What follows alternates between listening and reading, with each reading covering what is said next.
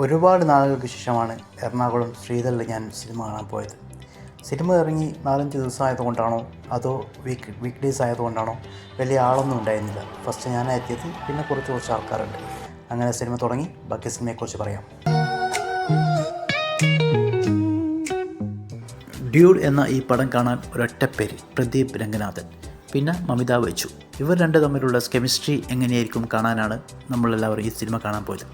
പിന്നെ പ്രദീപ് രംഗനാഥൻ പ്രത്യേകിച്ച് പറയേണ്ടില്ല. ഇതിനു മുമ്പ് ഇറങ്ങിയ 2 സിനിമകൾ, അതായത് ഡ്രാഗൺ ആൻഡ് ലവ് ടുഡേ, ഇത് രണ്ടും എല്ലാവർക്കും ഇഷ്ടപ്പെട്ട പടമാണ്. പ്രത്യേകിച്ച് ഇതിൻ്റെ സ്ക്രിപ്റ്റ് റൈസും പിന്നെ പ്രദീപ് രംഗനാഥൻ്റെ പെർഫോമൻസും. കാരണം ധനുഷ് സ്റ്റൈലുള്ള ഒരു പെർഫോമൻസ്, അത് തമിഴ് ഫ്ലേവറുള്ള നമ്മൾ ഇഷ്ടപ്പെടുന്ന ഒരു സിനിമ. അതായത് ഈ 2 പടങ്ങളും ആ ഒരു കൺസെപ്റ്റിലാണ് നമ്മൾ ഈ സിനിമ കാണാൻ പോയത്.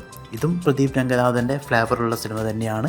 ഒരു ബോറടിക്കാതെ ഒരു കോമഡി എലമെൻസും കുറച്ച് സെൻറ്റിമെൻറ്റ്സും ലവ് ഫെയിലും ഒക്കെയുള്ള ഒരു നോർമൽ പടം.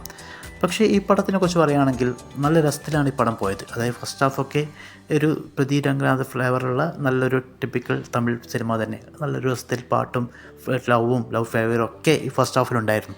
പക്ഷേ സെക്കൻഡ് ഹാഫിലേക്ക് പടം വേറൊരു എക്സ്ട്രീം സ്റ്റേജിലേക്ക് പോയി. അതായത് നമ്മൾ നോർമൽ കണ്ട കഥ തന്നെ ഒരു എക്സ്ട്രീം സ്റ്റേജിലേക്ക്. അത് ഇതിനു മുമ്പ് ഇറങ്ങിയ അല്ലുവിൻ്റെ ആര്യ ഒക്കെ സിനിമയെ ഓർമ്മിപ്പിക്കുന്ന ഒരു സ്റ്റോറി ലൈൻ. പക്ഷേ ആ ഒരു സ്റ്റോറി ലൈന് വേറൊരു എക്സ്ട്രീം സ്റ്റേജിലേക്ക്. അത് പറയാൻ കാരണം വെച്ചാൽ ഇതിലൊരു ട്വിസ്റ്റ് ഉണ്ട്, ഒരു വിസ റിജക്റ്റ് ചെയ്യുന്ന ട്വിസ്റ്റ്. അതൊക്കെ ഒരു എക്സ്ട്രീം സ്റ്റേജാണ് അവർ കാണിച്ചത്. അപ്പോൾ അതേപോലെ തന്നെ പല ട്വിസ്റ്റുകളാണ്. ഇതിൽ ഏറ്റവും എടുത്തു പറയുന്ന ട്വിസ്റ്റ് എന്ന് പറഞ്ഞാൽ നമ്മുടെ ശരത് കുമാറിൻ്റെയാണ്. ശരത് കുമാർ പെർഫോമൻസ് അത് എടുത്ത് പറയേണ്ടതാണ്. ആ ഒരു ട്രാൻസ്ഫോർമേഷൻ. പിന്നെ ഒരു ഇമ്പോർട്ടൻറ്റ് ക്യാരക്ടറാണ് പ്യാരി എന്ന് പറയുന്ന ക്യാരക്ടർ.